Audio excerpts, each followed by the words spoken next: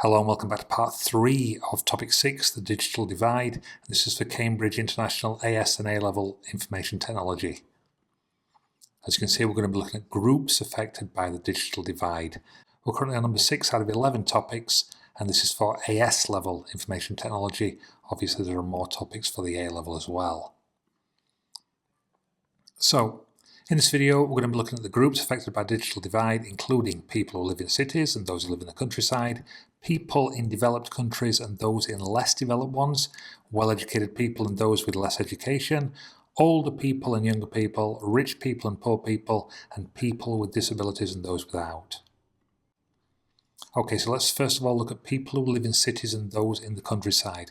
The UK government does see the importance of the internet and sees broadband and mobile internet as essential utilities, just like gas, water and electricity.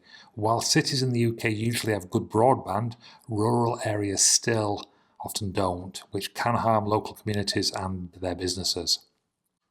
In the USA, similar story, rural areas have made progress in getting digital tech, but they still lag behind cities in having home broadband and smartphones. By 2019, about 2/3 of rural America had home broadband, which is less than, of course, than the city dwellers. India had over 630 million internet users in 2019, but many rural areas still lack access. Only 25% of people in rural areas use the internet, compared with well over 98% in the cities. There's obviously challenges for broadband in rural areas: installation difficulties, sparse population, houses are far apart, making it costly to lay cables. Tough terrain such as mountains and forests make installation obviously harder. High costs. There's low profit, fewer customers make it less profitable for companies to invest. Longer cables lead to slower internet speeds. And we've got limited options. There's fewer providers in rural areas, less competition leads to high prices. Alternative solutions such as satellite, radio links and mobile broadband can be costly, can be slow, and it can be weather dependent. So to summarise, the digital divide between cities and rural areas is caused by a lack of investment in broadband infrastructure in rural areas, difficult terrain making installation costly and complex, lower population density reducing potential profit for providers, fewer internet providers leading to higher costs and slower speeds in rural areas. While some alternatives exist, they are often more expensive and less reliable than urban broadband options. Okay, moving on to people in developed countries and those in less developed ones. The United Nations reported in 2018 that future growth and human development will rely on how well countries integrate into the digital economy. To avoid widening inequalities, the international community needs to help developing countries close the digital gap. For example, in Tuvalu, a small Pacific island nation, very few homes have postal addresses or internet access, making online shopping very, very difficult. Only 13% of its population had broadband in 2016. In many developing countries, lack of bank accounts and credit cards further limits online shopping, and there are often no customer protection laws for online purchases. There's obviously a technology gap. Developed versus developed countries have better access to technology and the internet, and the gap deepens economic inequalities as developed nations gain more from digital advancements. Prioritization of resources. Developing countries focus on education, healthcare and job creation instead of technology. And potential benefits. Investing in IT can generate jobs and enhance access to education and healthcare services. So, in summary, developing countries often focus on urgent needs like education and healthcare rather than technology. Developed countries have better infrastructures and legal protection of digital activities. Limited internet access and financial tools in developing countries restrict online commerce and connectivity. And the UN emphasises that closing this gap is crucial for future growth and equality. Quite a bit of text, but we're talking about well-educated people and those with less education. The digital divide is shaped by education levels. People with fewer qualifications often work lower paid jobs in fields like construction or agriculture, which limits their income. As a result, they may struggle to afford IT equipment and internet services, missing out on opportunities for progress.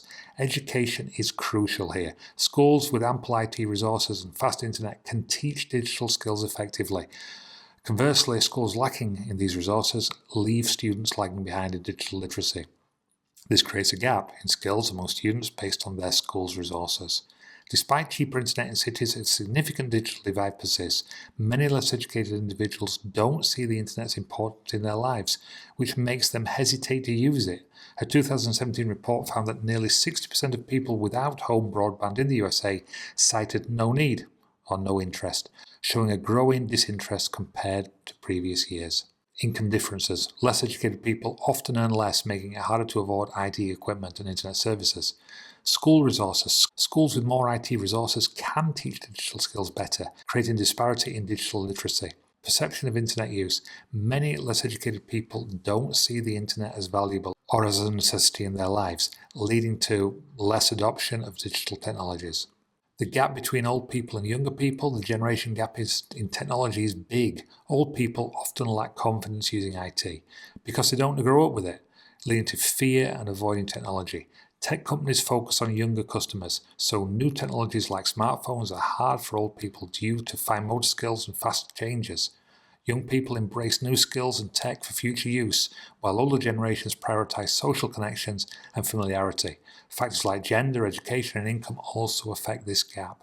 Although more older adults use the internet, they still lag behind younger users. Issues like reading screens or using small buttons persist, overlooked by modern tech developers.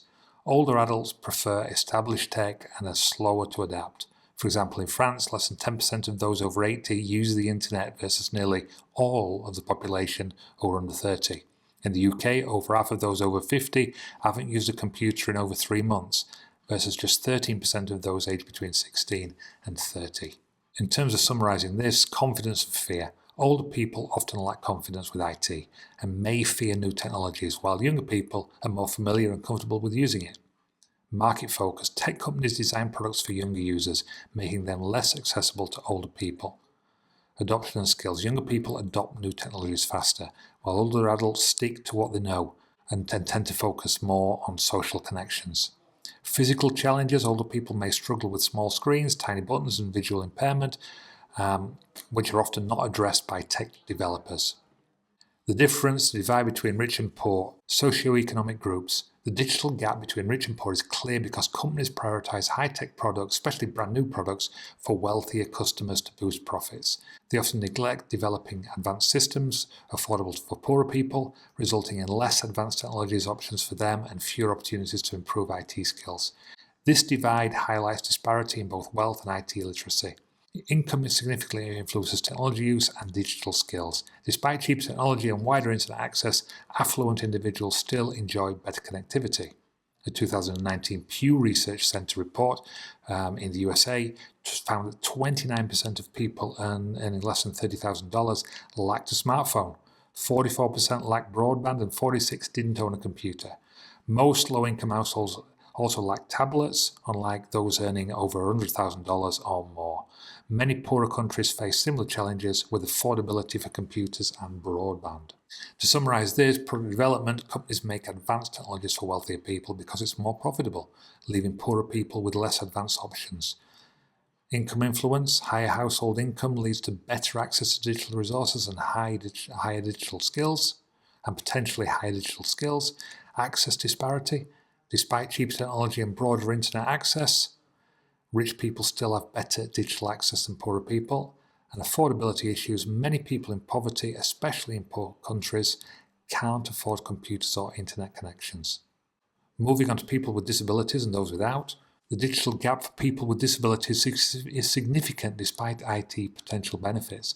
Those with physical disabilities often struggle with standard touchscreens, mice or keyboards, requiring specialized and costly devices. Similarly, individuals with hearing or visual impairments face barriers due to inaccessible devices and online resources.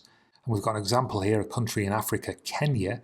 Their constitution guarantees access to education, information and communication for people with disabilities.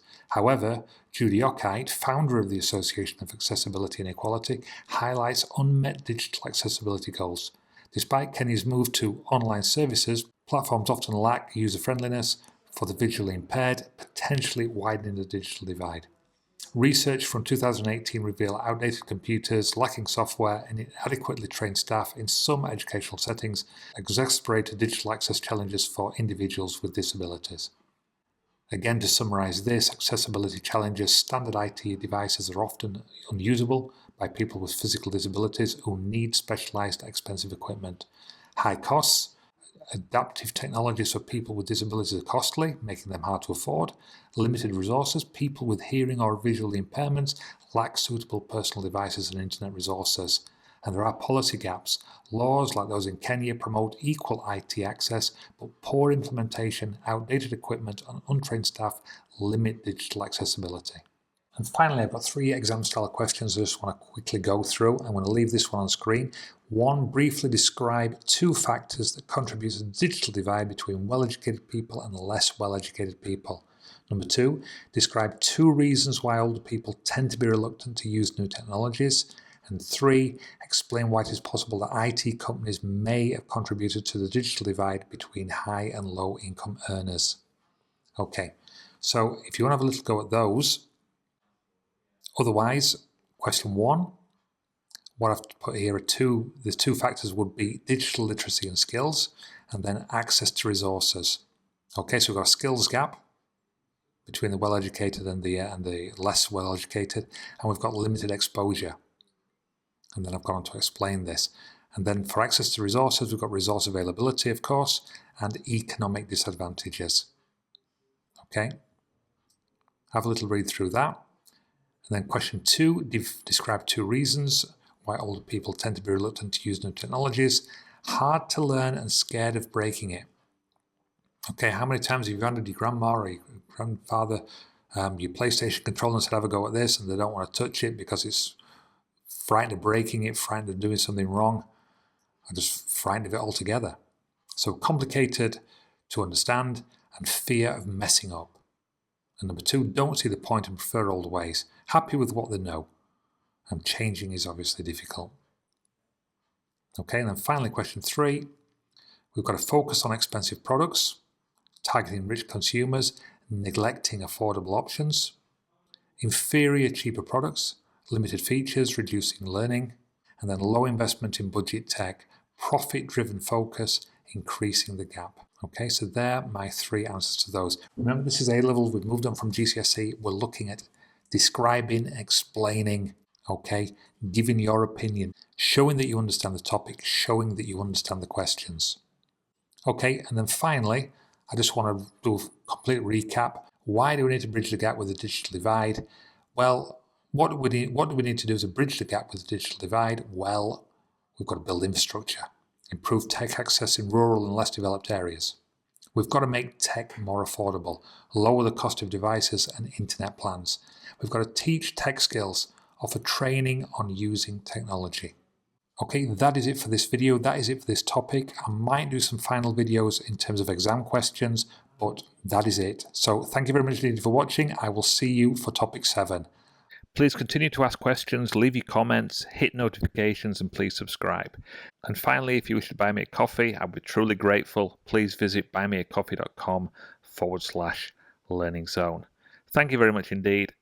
See you next time. Bye for now.